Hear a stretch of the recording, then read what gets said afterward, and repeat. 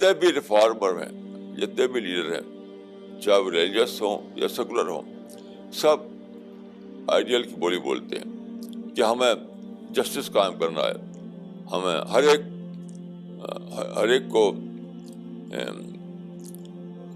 Right ملے, ایسا نظام قائم کرنا ہے,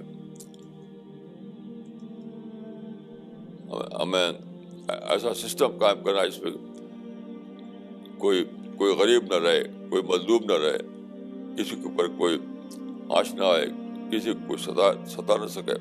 یہ سب ہوائی بالکل رومانٹک باتیں ہیں,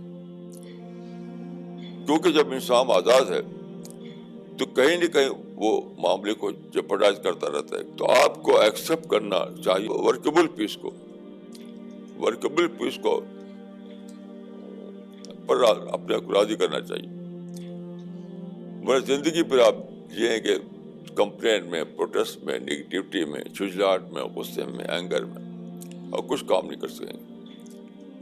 یہی آج ہو رہا ہے, ساری دنیا میں یہ ہو رہا ہے, مسلم کنٹریز میں بھی, نان مسلم کنٹریز میں, ہر جگہ یہ ہو رہا ہے کہ کہیں بھی کوئی صحیح معنوں میں کوئی پیسفل کوئی کہیں بھی کنسٹرکٹیو کام نہیں ہو رہا, کہیں بھی صحیح معنوں میں دعا ورک نہیں ہو رہا, کہیں صحیح معنوں میں معرفت کا کام نہیں ہو رہا ہے, کیونکہ لوگ لگے ہوئے ہیں نظام قائم کرنے, سسٹم قائم کرنے کے لیے, جو کبھی قائم ہونے والا نہیں.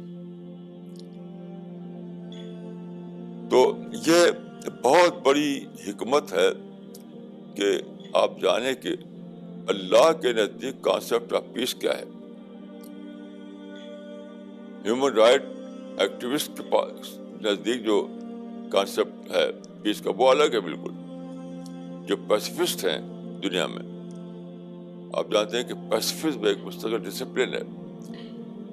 تو جو پیسیفسٹ ہیں یعنی امن پسند لوگ, ان کا جو نظریہ ہے وہ آئیڈیل بیسڈ نظریہ ہے. وہ آئیڈیل پیس کے بولی بولتے ہیں, آئیڈیل پیس کے تقریریں کرتے ہیں, آئیڈیل پیس کے لیے اسٹیٹمنٹ دیتے ہیں. وہ پاسبل ہی نہیں کبھی.